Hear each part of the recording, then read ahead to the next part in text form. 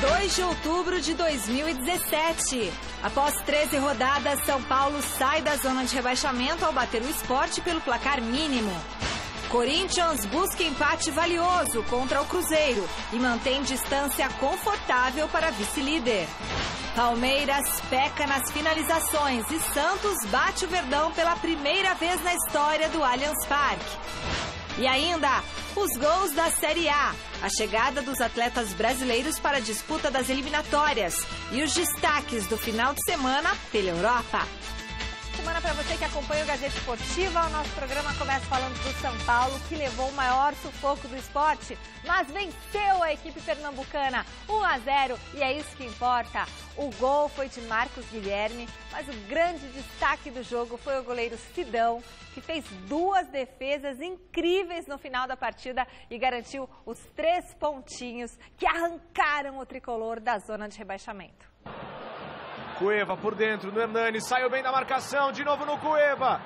Fez a finta, marcado por pelo menos 3 adversários. Recuperou Hernani, Edmar, vem o levantamento pro Prato, tira a defesa, sobrou pro São Paulo! Gol!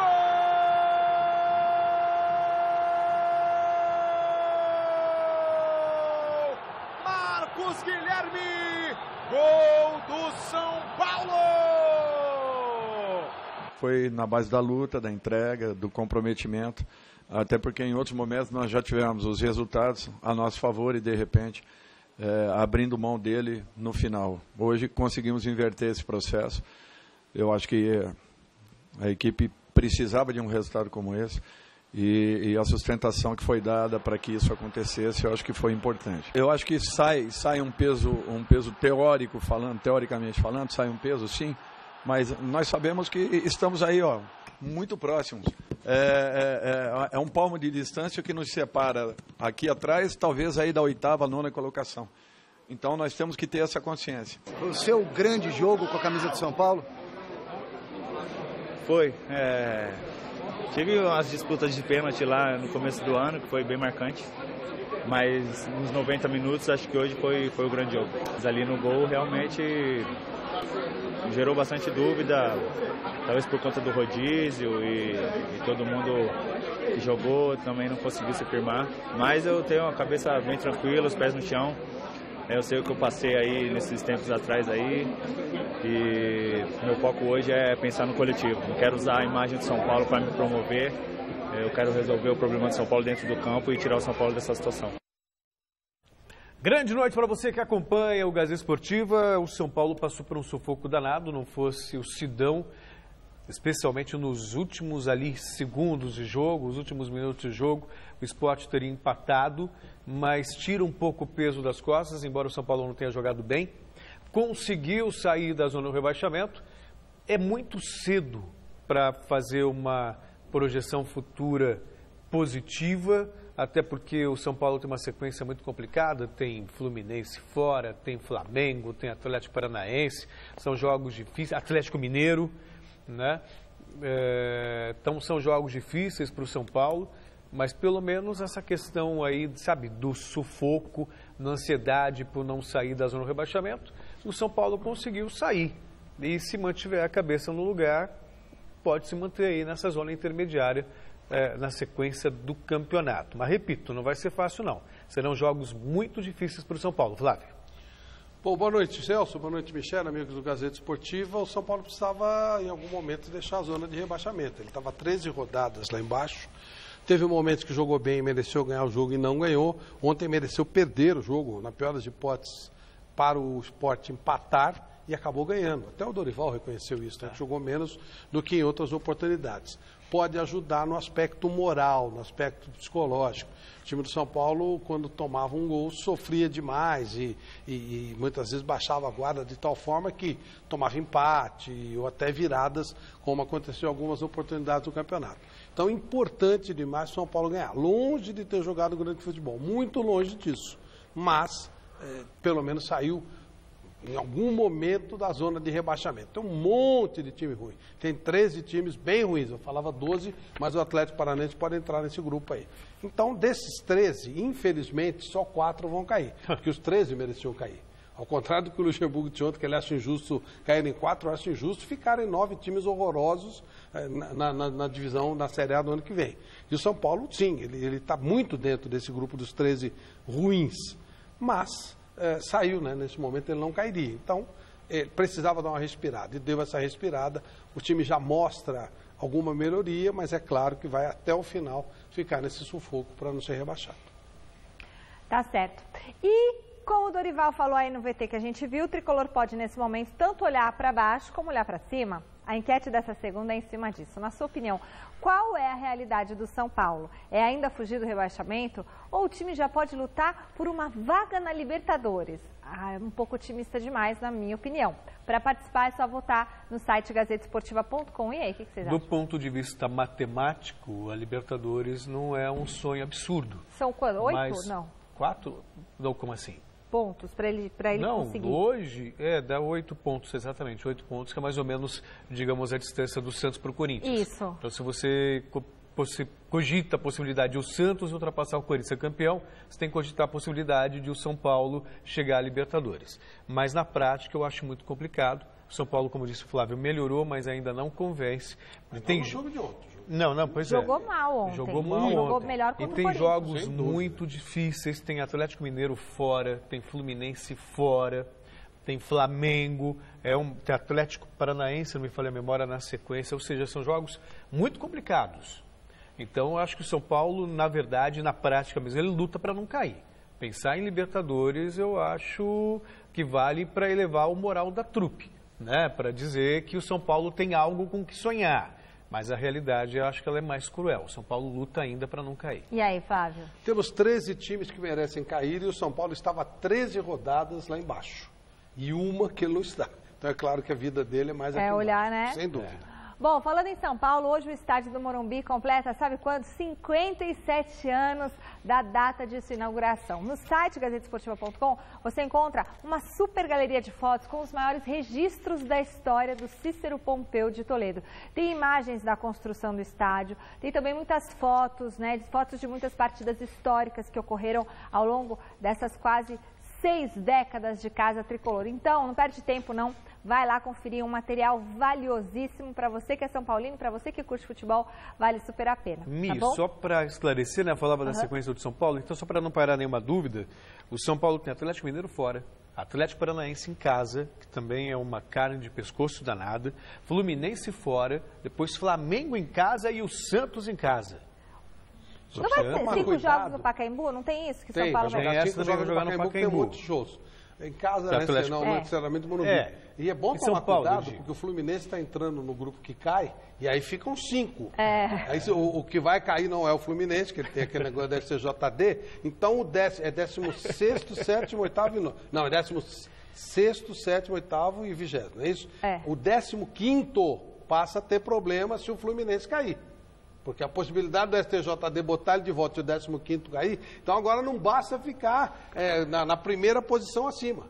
Né? Então é 16º, 17º, 18º, não, 3 vezes ele já fez isso. Então, em tese você precisa ficar em 15º. Mas se o Fluminense ficar entre os 4 de baixo, não dá para ser 15º que você pode se ferrar. Nossa então Senhora. É bom tomar cuidado. Bom, no Mineirão, o Corinthians mais uma vez não apresentou um grande futebol, mas conseguiu o quê? Um importante pontinho aí quando ele empatou com o Cruzeiro 1-1. Veja o gol. No Mineirão, a torcida celeste soltou o grito aos 19 minutos. Diogo Barbosa foi acionado e cruzou. Rafinha se antecipou a Guilherme Arana e testou firme, sem chances para Cássio. 1-0 Cruzeiro.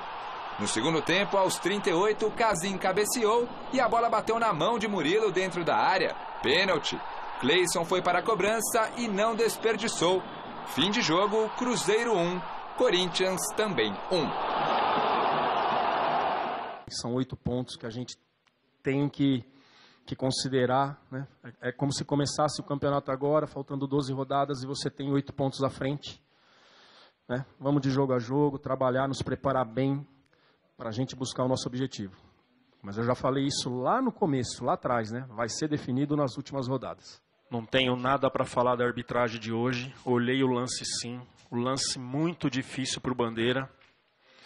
A gente recebe ali informações no banco, não estava, aí você vai ver, É o pé do jogador aqui que está dando uma condição. Balbuena totalmente com o corpo à frente do Bandeira. Então a gente não tem nada para falar. A única questão de arbitragem, se tiver que falar, é no lateral ali que eu acabei reclamando demais, que foi na frente do quarto árbitro. Ele poderia ter ajudado o árbitro naquela ocasião. Mas do mais não tem nada para falar. Um lance muito difícil que passa. A gente tem que entender, né? Fiz questão de olhar. Não tem nada para falar. Tudo normal. Gosto muito dessa postura serena do Fábio Carilli. Poderia estar fazendo um estardalhaço, só tiraram mais 3 pontos nossos, porque o gol do Balbuena foi legal. Foi legal, sim. Foi legal. Mas em vez de fazer esse estardalhaço todo, ele foi lá, fez um reconhecimento. Um lance difícil pela arbitragem. E é mesmo, você tem que passar a linha, tem que olhar o pé do cara do Cruzeiro. Mas o Chico falou ontem no Mesa Redonda uma coisa que eu concordo plenamente. Se fosse ao contrário, ia ser um escândalo. Estão roubando. O Chico até falou que até o papagaio Apito Amigo. O papagaio da Ana Maria Braga ia falar hoje disso aí. Claro. E discutir a ética do cara que não marcou, que não sei o quê e tal. O lance do Jô, até no programa da Fátima Bernardes foi discutido e tal. O Chico tem razão nisso aí. Se fosse a favor do Corinthians, já não era um lance tão difícil. Estavam armando pro Corinthians e tal. E olha que o Corinthians foi muito prejudicado. Sim, e o Corinthians foi muito prejudicado nesse campeonato. Sendo justo. Teve gol do Jô legal anulado contra o Flamengo, teve gol do Jô legal anulado contra o Curitiba. Não, o Corinthians foi prejudicado. Na média, o Corinthians tem mais vantagem, principalmente contra a Ponte Preta. Mas que esse caso é real, é real. Tem ganhado uma dimensão impressionante. Sabe como é que eu tô vendo o Corinthians? O Corinthians, ele sabe aquele moleque grandão que não sabe brincar? Então, tinha uma brincadeira combinada. No primeiro turno, o Corinthians fugiu dessa brincadeira. Ganhou. Agora ele voltou na rotina de todo mundo. Ele está brincando igual todo mundo. Só que aquela brincadeira do primeiro turno já valeu. Claro. O Corinthians está jogando mal no segundo turno, não tá? Todos nós concordamos com isso. Ganhou só 2 jogos. Não é isso? Perdeu investibilidade, perdeu para o último colocado e tal. Muito bem. Quando virou o turno, o Corinthians tinha 8 pontos de vantagem. Pois é. Passaram 7 rodadas, ele está muito mal, se comparar com o primeiro turno. Mas continua com 8 pontos de vantagem. Ou seja, está muito mal. Agora ele está brincando igual brincando como todo mundo. Ganha, perde. No primeiro ganhou. Pô, sabe brincar? Agora tá bom, então vou brincar igual vocês. Por isso aí. Bom, o técnico Fábio Carilli ganhou um importante desfalque para as 2 próximas partidas do Timão. O volante Gabriel foi julgado nesta segunda-feira pelo STJD e vai ter que cumprir 2 jogos de suspensão por causa dos gestos obscenos que ele fez para torcedores do Tricolor no clássico entre São Paulo e Corinthians no Morumbi. O jogador vai desfalcar a equipe nos jogos contra o Coritiba, na Arena em Itaquera, e contra o Bahia em Salvador. Mas o Maicon vai jogar. Tá, não foi suspenso. Não foi suspenso. Vai jogar normalmente. Celso Flávio... Nem deveria, foi sem querer. Sim, o pisão lá no Petros, né? Mas agora, o Gabriel, acho que a punição é justa, serve até de aprendizado para ele. Nós falamos aqui, né, Flávio? Que, ele não pode se igualar ao nível do torcedor. Né? Você está dando risada que você está achando que essa molecagem foi legal, né? Eu achei que 2 jogos tá bom, né? Tá bom. Sabe aquela coisa? Valeu a pena, pô.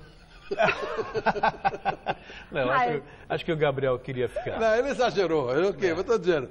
Eu imaginava, sinceramente, que como os tribunais eles só fazem palhaçada, eles iam dar 100 jogos e depois transformavam em 2. Pelo menos não fizeram palhaçada dessa vez. Eles julgaram dentro do normal. 2 jogos, eu acho que tá legal. Gente, só porque tinha uma câmera de TV. Porque se não tivesse a câmera de TV, não ia pegar nada, né? Eu não acho certo. Agora, você perguntou também, se... Eu vou muito na tua linha. Não e acho também que os tribunais não têm moral para fazer nada, sabe? Então, claro, mas enfim, tem uma regra. Por isso que eu acho que vale mais a pena um tribunal de penas. Fazer gesto obsceno para o torcedor. 3 jogos. E ser pego pela câmera ou pelo juiz. Não, independentemente disso. Entendeu? Independentemente disso, aí faz tempo que as coisas funcionam assim. Se fosse um jogo menor, não acontecia nada. Eles gostam de aparecer. Ele tá dançando. Mas foi razoável. Agora, respondendo a sua pergunta, se vai fazer falta, claro que vai. O Gabriel é um jogador importantíssimo no contexto do Corinthians. Daí no sábado, em um Allianz Parque alagado, Palmeiras e Santos fizeram até que um bom jogo devido à situação do gramado, viu? Apesar do domínio palmeirense durante a partida, o Peixe venceu com um gol letal de Ricardo Oliveira. Vamos ver a história desse jogo com Fernando Gavin. O incomum apagão no Allianz Parque serviu para inflamar a torcida do Palmeiras momentos antes do começo do clássico. Quando a iluminação voltou, deu para ver bem o estrago feito pela chuva no gramado. Assim mesmo, na onda dos 37 mil torcedores presentes, o Palmeiras tomou a iniciativa. Mas o jogo só melhorou depois que o gramado aos poucos foi secando. A primeira boa chance foi do Santos, um chute cruzado de Jean Mota que Fernando Praz espalmou. O Verdão deu troco com Tietê. E depois com Jean. O Santos só respondeu na bola em que Fernando Praz não conseguiu tirar com força. E Jean Mota assustou. O goleiro, no entanto, se recuperou ao mostrar reflexo na bola finalizada por Ricardo Oliveira. Na volta para o segundo tempo, Cuca colocou Thiago Santos no lugar de Zé Roberto e deslocou Tietê para a lateral. O Palmeiras tomou conta do jogo. Daverson perdeu a primeira chance. O chute de Dudu tirou tinta da trave. Na bola de William, Vanderlei fez a defesa. O domínio era tanto que parecia que o gol sairia naturalmente. Cuca colocou o Verdão ainda mais para cima, com Guerra no lugar de Jean. E aí veio a oportunidade mais clara de todas. No cruzamento de Moisés, tanto Daverson quanto Dudu furaram na pequena área. O castigo veio 8 minutos depois. Num raro ataque santista, Bruno Henrique cruzou e Ricardo Oliveira fez de cabeça. O desespero bateu. Cuca colocou Borja no lugar de William, mas o máximo que o colombiano fez foi chutar uma bola por cima do gol de Vanderlei. Outra chance só aos 44 minutos, quando Juninho lançou para a área, mas Dudu cabeceou para fora. Não adiantava mais. A vitória do Santos já estava garantida. Eu me senti hoje orgulhoso de fazer parte desse grupo, por uma série de motivos. A principal delas foi a nossa saída antecipada da Libertadores. Eu queria oferecer essa vitória para os nossos familiares, para os atletas todos os funcionários do Santos. É uma primeira vitória no Allianz Parque, eu não sabia disso também. E as pessoas que vão lá torcer por nós. Esta foi a primeira vitória do Santos contra o Palmeiras aqui no Allianz Parque. Desde que o estádio foi reinaugurado, tinham acontecido entre os dois times 5 partidas, com 2 empates e 3 vitórias do Palmeiras. Mas o número mais importante para o Santos neste momento é que o técnico Leverkusen, desde que assumiu o clube, tem 100% de aproveitamento nos clássicos. Em 4 jogos contra os arquirrivais, foram 4 vitórias. Para mim é uma coincidência, sabe, esse fato. Mas é muito agradável, né? Porque realmente fica marcado, né? Essa é a primeira vitória do Santos. Então, eu estava lendo hoje um livro das 20 vitórias mais importantes da história do Santos. Né? Cara, no próximo livro, talvez, acho que até esse jogo pode entrar. Quem sabe, né? Se eu escrever, eu vou colocar. Você não pode se abater. Tem que saber conviver com isso, por mais duro que seja. E é ruim, é horrível perder. Tem que saber perder. Você vai fazer o quê? Não vai mudar nada. Tem que trabalhar para agora ganhar essas seguintes que vêm. Em termos de título fica mais difícil, mas tudo no futebol é possível. Para quem tinha aquele discurso, né, de que ia ganhar uma sequência aí de 4 jogos para encostar no Corinthians, claro, querendo uma meta e tal, tudo bem. Mas perder em casa para o Santos, por mais que seja normal, quer dizer, normal não, né? Foi a primeira vitória. Mas é um clássico. É um clássico, claro, mas né, o Santos nunca havia vencido no Allianz Parque. O Palmeiras até jogou melhor no segundo tempo. Mas assim, Flávio, não me convence também não. Eu tive muita dificuldade de identificar o que eles estavam fazendo naquela água. Até porque naquela água... aguaceiro. Eu falei, primeiro achei, será uma pescaria, será polo aquático? Sim, tinha cara de futebol, mas eu não consegui identificar como um jogo de futebol. E o que me chamava a atenção ainda é que está molhado aquele lado do campo desde o começo do jogo. E eles insistiam em jogar por ali. Condicionamento é condicionamento. Mas olha, vou dizer uma coisa para você. Foi duro de saber o que eles estavam fazendo. Eles estavam, sim, vestidos como jogadores, usando trajes de jogadores, se concentraram, teve preleção, faltou só jogar futebol. Só jogar futebol. Foi uma coisa, né? Foi um negócio meio... Não sei o que era, mas era alguma coisa parecida e tal. E camisas maravilhosas, históricas e importantes. Nos anos 60 e 70, era academia contra o time de Pelé e tal. Foi um negócio assim, difícil de saber o que era. E o Palmeiras reclamou da arbitragem, não vi falta não do Copete no Guerra não. Para mim, lance normal, cruzamento depois do Bruno Henrique. e o Ricardo Oliveira ali muito bem colocado na área para marcar. Você achou falta? Não achei nada demais. Acho que não. Não achei nem jogo, que dirá falta. É o Titanic aí, né, no meio desse... Nos outros jogos da rodada, destaque para o pessoal lá de baixo, que vem pontuando e deixando a briga contra o rebaixamento bem acirrada. Bahia e Curitiba mediram forças na Arena Fonte Nova. No final do primeiro tempo, o zagueiro Werley foi mal no recuo de peito para Wilson. Zé Rafael estava atento e levou a melhor na disputa de bola com o goleiro. 1-0 Bahia. Mas aos 18 da etapa final, Rildo aproveitou bem o cruzamento de Léo e decretou o empate. Final Bahia 1, Curitiba também 1. Em São Januário, ainda sem a presença da torcida, o Vasco recebeu a Chapecoense. Reinaldo falhou no lance e Madson cruzou rasteiro na medida para a chegada de Andrés Rios. 1-0 Vasco. Mas na segunda etapa, o lateral da Chape se redimiu. Da entrada da área, Reinaldo encobriu Martin Silva. Golaço. E ficou nisso. Vasco 1, Chapecoense também 1. No estádio Newton Santos, Botafogo e Vitória. 14 minutos. Trelli chutou cruzado e acertou a trave. David pegou a sobra e fez 1-0 Vitória. O Botafogo respondeu na jogada aérea. Pimpão desviou e a bola chegou até Brenner, que deixou tudo igual. No segundo tempo, aos 15, Brenner reapareceu e de pênalti virou o jogo para o Botafogo. Mas o time baiano não se entregou. Após o escanteio, André Lima empatou o jogo novamente. E nos acréscimos, o rubro-negro mostrou a força como visitante. Danilinho balançou a rede e o Vitória venceu a 5ª seguida fora de casa. 3-2. Na ressacada, Avaí Atlético Goianiense. De pênalti, Luiz Fernando abriu o placar, 1-0 Atlético. E 4 minutos depois, com muito estilo, Walter fechou a conta. Avaí 0, Atlético Goianiense 2. Em Porto Alegre, Grêmio e Fluminense. Aos 40 do segundo tempo, o Everton cruzou. A bola raspou no braço de Orejuela e sobrou para Beto da Silva marcar o único gol do jogo. Grêmio 1, Fluminense 0. Na Arena da Baixada, no duelo dos Atléticos, melhor para o de Minas. Após o escanteio, a bola chegou até Robinho, que dominou e chutou firme. O Everton ainda tocou na bola, mas não evitou o gol. 1-0 Galo. No segundo tempo, aos 37, Casares aproveitou o vacilo da defesa rival, puxou o contra-ataque e passou na medida para Robinho balançar a rede novamente. E foi só. Atlético Paranaense 0, Atlético Mineiro 2.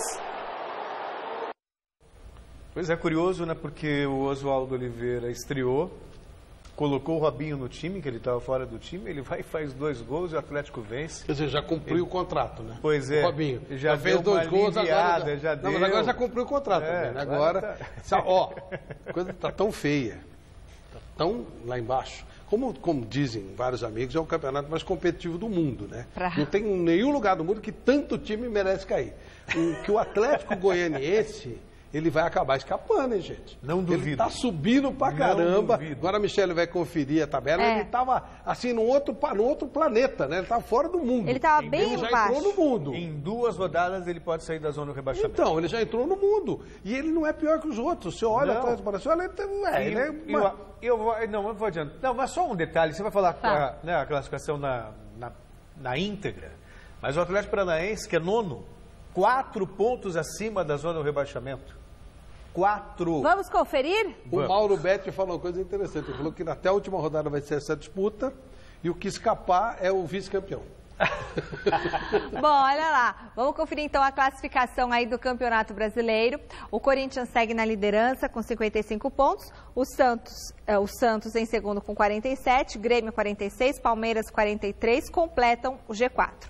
O Cruzeiro é o 5º com 41, Botafogo em 6º com 40 e Flamengo na 7ª colocação 39 participariam da pré-Libertadores caso a competição tivesse terminado neste final de semana. E daí para baixo todos são caíveis. Agora, Atlético Paranaense e Atlético Mineiro, 34 pontos. O Vasco é o 10º com 33, Vitória e Chapecoense 32, Bahia, São Paulo e Fluminense 31, o Sport é o 16º com 30, na zona de rebaixamento Avaí com 30, Ponte Preta, Coritiba 28 e o Lanterninha Atlético Goianiense que está subindo. Aliás, eu errei, já está com eu disse 25. Atlético Paranaense 9º, na verdade é o 8º. Tá vendo? Não esperou a tabela. do 8º até o primeiro da zona de rebaixamento, 4 pontos. Pois é.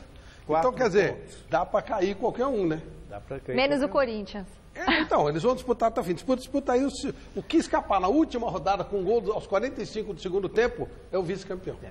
E logo mais, às 8 da noite, a Ponte Preta do Flávio Prado recebe o Flamengo para encerrar a 26ª rodada do Brasileirão. Uma vitória no Moisés Lucarelli tira a macaquinha da zona de rebaixamento. Já o rubro-negro quer vencer para se consolidar no grupo de classificados para a Libertadores.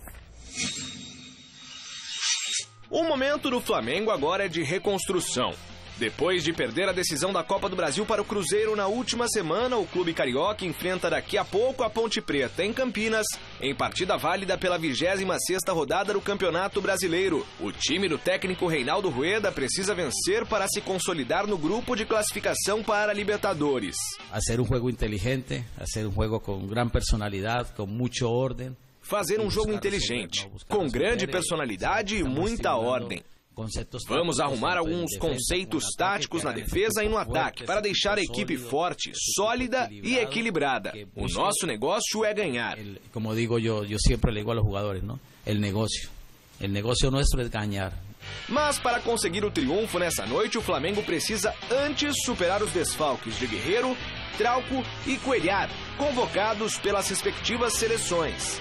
Berrio suspenso e de Juan e Everton poupados. Cada 72 horas temos que fazer uma escalação diferente. A cada 72 horas temos que fazer uma escalação diferente, armar uma equipe diferente. Por sorte, temos uma equipe inteira de bons jogadores e temos a preocupação de manter eles no melhor nível. No entanto, por mais que se treine, somente jogando podem entrar no ritmo ideal. Por mais de que se entrene, o jogo... la competencia es la única que te pone en el nivel ideal. Vamos fazer alguns ajustes por conta dos convocados, suspensos e machucados. Unos por esa convocatoria internacional, otros suspensos como Berrio, otros jugadores que presentan alguna molestia por el esfuerzo contra Cruzeiro. Mas vamos com uma escalação boa. Fazer um jogo que nos permita somar diante de um rival difícil, mas vamos trabalhar pelos 3 pontos. Sabemos que é um rival difícil, pero vamos a trabalhar para somar os 3 pontos. O Flamengo é favorito, né, Flávio? Vai te catar, por quê? Não, porque é favorito, pelos valores individuais. Ué, tá mais pra cima na tabela. Se ele fosse favorito, ele não estava nesse bolo. Ele devia estar em primeiro pelos investimentos. Vai te catar, já estamos numa pendura e ainda você... Não vejo nenhum favoritismo nisso, não. Não? Você acha que dá macaquinha hoje? Não, também não acho que dá macaquinha. Bom, não é favorito. Não é favorito e você acha que não favorito, dá? Então vai dar empate. Olha, é bem provável. 0-0. É bem provável. Mas assim, não é que é favorito. O Flamengo pode ganhar? Pode, mas pode perder também. É tudo igual. C'est la même chose, entendeu? Favorito, você fala gastando, hein? C'est la même, como é que é? C'est la même chose, é a mesma coisa. Agora eu tô aprendendo francês porque o Neymar, entendeu? Ah, entendi. Aí ele voltou para as aulas de francês. Um P. Encerrado nesse final de semana, a 27ª rodada da Série B. E na ponta da tabela, tudo continua igual. Vamos aos destaques da segundona. No Beira-Rio, o Internacional venceu com tranquilidade e se manteve líder isolado da Série B. 2-0 para cima do Santa Cruz, com 2 gols de D'Alessandro. O resultado ainda jogou o Santa para a zona do rebaixamento. O vice-líder América Mineiro tropeçou dentro do estádio Independência. Em partida polêmica, o Oeste virou para cima dos donos da casa e se aproximou do G4 da competição. 2-1, placar final. O Paraná visitou o Figueirense e perdeu pelo placar mínimo. Mesmo com o resultado, a equipe se manteve em terceiro lugar com 46 pontos.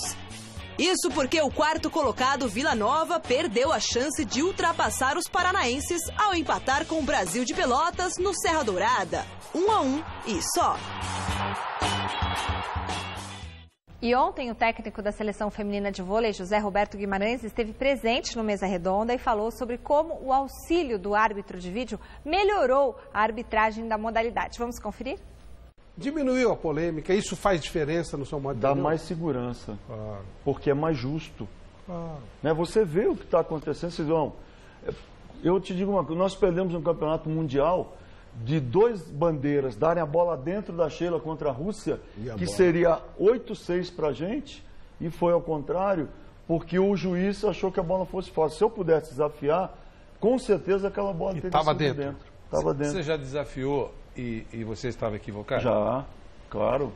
Muitas vezes, do outro lado, principalmente, Vanderlei, quando acontece o lance do lado de lá e você está a 11, 12 metros de distância, eu digo, bom, a bola foi dentro. Aí você diz, não, vai ver, ela caiu fora. E a imagem, quem é que olha e onde você Existe um monitor onde tem um... Com os representantes. Exatamente, com o representante que fala já com o árbitro, né, diretamente, quando ele vê o quadro, a bola tocou fora, ele diz, ó, fora. E você vai onde está o monitor? Não, você fica não, na já sua tem no esperando? telão. Não aparece no telão. Um no telão, e aí você já vê exatamente. E fica legal, porque fica todo mundo olhando. O Flávio, no vôlei, arrumou o vôlei.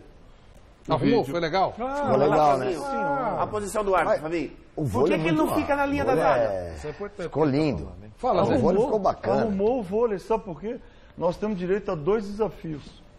Então, tem bola dentro, bola fora. O maior problema, o tênis já veio nessa toada, né? Bola dentro, bola fora. Isso já é muito bom, você desafia. O turf lá atrás. Agora, o toque... Toque na rede?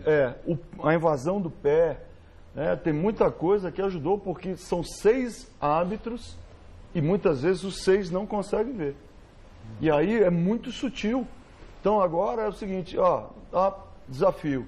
E aí você tem lá o quadro a quadro, vai passando, e você tem nitidamente, se tocou... Quanto tempo tem demorado isso?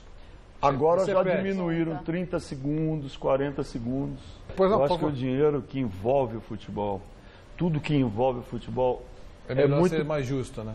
Claro! Pelo amor de Deus. Deve ser tudo muito...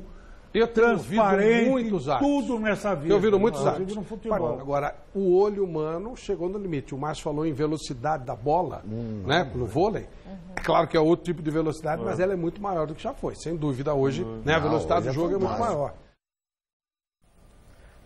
Bom, Flávio, o Zé Roberto defende, eu também, eu acho que pode ser solução. Claro que ainda com a ajuda do árbitro de vídeo teremos polêmica, porque dependendo do ângulo é um posicionamento, é uma impressão, mas eu acho que minimiza a margem de erro. E acaba também com essa história, sabe até que ponto foi má fé ou foi erro de fato. Porque a gente sabe que muitas vezes é conveniente para a arbitragem marcar para A e não marcar para B. E aí, se você tem esse recurso, não tem mais, sabe, justificativa. Né? Não tem mais essa coisa da limitação humana do segundo para decidir alguma coisa. A câmera está lá e mostra se houve erro, se houve acerto. Eu sou extremamente favorável. O Zé Roberto Guimarães é uma delícia, né? Recebeu um tricampeão olímpico, é um negócio sensacional. E como dirigente de futebol foi muito competente também. Ele foi campeão mundial, aquele primeiro mundial do Corinthians, ele era dirigente. Então, ele deu uma aula de tudo que aconteceu, tudo que explicou, como a gente pôde ver um pedacinho aí. Eu conversei no sábado muito com o Salvo Espino, ele disse, Flávio, é o seguinte, é claro que há restrições, eu tenho algumas restrições, mas uma coisa é clara, o olho humano chegou no limite. Claro. Em termos de rapidez de jogo, de velocidade de bola e tal, não sei o quê. Só não pode ser palhaçada, eu tenho muito receio de palhaçada. Tem que ser uma coisa muito rápida e com o mínimo possível de interferência. Porque aqui no Brasil tudo vira circo, né? Aí vai parar o jogo 5 minutos para ficar analisando. E fazer bobagem que nem fizeram na Recife. Não pode ser palhaçada. O futebol vive de dinamismo. Não dá para parar. Tem que ser muito rápido. Igual a Alemanha está fazendo, igual Portugal está fazendo. Então tem que treinar bastante. Claro. Não fazer a porcaria que iriam fazer a CBF, meter no jogo com outro e tal. Então tem que ser uma coisa bem feita, sem palhaçada. Não pode estragar o jogo. O jogo tem que ser dinâmico. Não dá, por exemplo, para ter desafio. Porque se tiver, o cara vai fazer o quê? Eles guardam 3 substituições para fazer aos 44, 45, 46, quando está ganhando 1-0. E vai guardar 2 desafios. Para encher o saco, só para parar. Não pode tirar o dinamismo do jogo. E aí, bola para frente. Bom, falando em mesa redonda, vem aí a 14ª edição do Troféu Mesa Redonda. E atenção, as votações já estão abertas para o público. Flávio, todo mundo já pode escolher aí quem são os melhores do Brasileirão. Para participar, basta acessar troféumesaredonda.com.br e montar a sua seleção preferida. Olha como tá legal o site. Aí você escolhe, ó, escolha os melhores jogadores do Campeonato Brasileiro de 2017. Aí tem as posições, você clica na posição, tem toda a explicação ali no passo a passo do lado, 1, 2, 3, 4, e você vai escolher dos jogadores. E ali em cima, ó, início, apresentadores, fotos, vídeos. E o que está escrito aqui? Histórico. No histórico, por exemplo, você tem um resumo de todas as edições, desde o primeiro Troféu Mesa Redonda em 2004, acho que foi. Novinho, né? Novinho também, novinha. 2004, aí tem 2005, todos tem vídeos com o Adriano, com o Tevez, com os grandes nomes do Troféu Mesa Redonda. Riquelme. Flá, tá espetacular esse site, vale a pena. Hoje eu fiquei namorando lá, namorando o site, revendo, olhando os meus vestidos para já ver o que eu vou colocar esse ano. E nós temos... e aí é que tá, né? Aí as empresas importantes, elas vêm e ficam junto com a gente. Essas maravilhosas parceiras, já de longa data também, a Lux Color e a Baltec, que vão estar conosco para nosso orgulho em mais uma edição do Troféu Mesa Redonda. Nessa semana tem pausa nos campeonatos nacionais para as rodadas finais das eliminatórias para a Copa da Rússia. E a seleção brasileira já está quase toda completinha. A seleção brasileira já está concentrada na Granja Comari, visando os últimos 2 compromissos pelas eliminatórias sul-americanas para a Copa do Mundo da Rússia em 2018, contra Bolívia e Chile. Ou pelo menos parte dela. A comissão técnica foi a primeira a chegar, ainda na noite deste domingo. Fica a expectativa, assim, apesar de já conhecer, de já estar aqui, de já ter vivenciado outras situações. Mas fica a expectativa de gerar o trabalho dentro do campo, de entrar para dentro do campo, de fazer aquilo que eu me sinto bem e que é o natural, que é o campo. E as estruturas, elas sendo excelentes para que a gente possa desenvolver o trabalho como te coloquei. Já na manhã desta segunda-feira, 16 dos 23 atletas convocados chegaram à concentração da seleção em Teresópolis. A previsão é que o grupo fique completo antes do treino desta terça. Uma alegria imensa de poder estar de volta para a Granja. Lugar que eu tive o prazer de conhecer e começar uma história aqui. Então, fico muito feliz de poder retornar, ainda mais com a seleção principal, que sempre foi meu sonho. É um lugar... eu tive a sorte de participar desde sub-13, sub-15, sub-17, sub-20. Então, foi um lugar onde tive bons momentos, né? Então, um lugar especial. Espero que traga sorte pra gente. Aqui é a nossa casa, né? Foi onde tudo começou, a preparação para as Olimpíadas, depois a gente voltou aqui. Então a gente tem a tranquilidade para trabalhar, né? Conhecemos bem desde a época de categoria de base, então nos trouxe sorte para essa conquista olímpica. Passou rápido, né? Já faz um ano que a gente conquistou um ouro inédito, né? E aqui foi onde a gente iniciou nossos treinamentos, né? Foi onde começou a todo mundo se encontrar para o nosso objetivo, que era o ouro olímpico. Então, feliz de estar de volta. Importante, eu acho que a ideia agora é ganhar esses 2 jogos, né? Finalizar aí com o maior número de pontos possível e, sem dúvida nenhuma, dar um passo importante rumo à nossa preparação, que continua sendo muito bem feita, ao Mundial da Rússia do ano que vem. Vaga já garantida, né, Flávio? Agora são mais pequenos ajustes. Tem que fazer o time jogar, né? Tem que botar, sabe? Manter a motivação. Eu acho assim, né? Você tem que criar opções. Tipo assim, Neymar não joga. Como é que você faz? Uma opção de jogo, né? Defesa mais fechada, como é que você vai fazer? Acho que é bom para você fazer mais nos jogos, nos treinamentos, né? Mas você criar essas situações. E fazer um trabalho legal. Jogar na Bolívia é dó para elefante, né? É uma atitude tremenda. Vai ser durante o dia o jogo. E o jogo contra o Chile é decisivo para o Chile. Vai ser aqui em São Paulo, vai ser aqui no campo do Palmeiras. Espero que sem Lagoa, né? Que seja Sim. Mas assim, está muito tranquilo. A seleção brasileira está muito tranquila. O trabalho do Tite foi extremamente competente. Agora, detalhezinho, pela classificação do ranking, o Brasil pode pegar um grupo horroroso na primeira fase. Sério? Pode pegar grupo da morte, pode pegar uma Itália, uma Espanha, logo na primeira fase.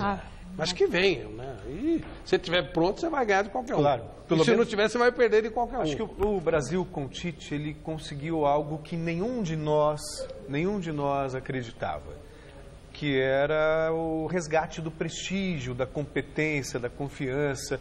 Era um Brasil muito desacreditado. Eu, sinceramente, achava que o Brasil... no Tite. Pois é, eu achava que o Brasil sequer ia se classificar para a Copa do Mundo e se classificou da maneira como se classificou. No Tite eu acredito. Então, tem um certo resgate de autoestima.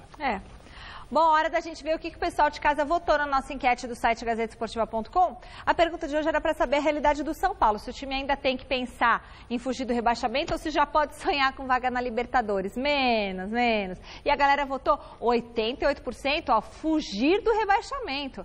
É claro, porque é só dar uma tropeçada, o que tá... Tem nego, narizinho empinado, 12% ainda só ainda acho que vai brigar pela Libertadores. Gente, o programa dessa segunda-feira fica por aqui. A gente volta amanhã a partir das 6 da tarde. Flávio Prado volta na quarta-feira. Celso Cardoso a seguir no Jornal da Gazeta. Daqui a pouquinho eu estou no Jornal da Gazeta, a gente se vê. O quê? 2 recadinhos. Primeiro, Nega Véia, vamos ganhar dos caras. Segundo, dia 12 de outubro, lá no Teatro Fernando Torres, no Tatuapé, um teatro maravilhoso, 2 Santos e 2 nem tanto, comigo, Bruno Prado, Vampeta e César Sampaio. Vá lá que você vai se divertir pra caramba. Beijo. Tchau.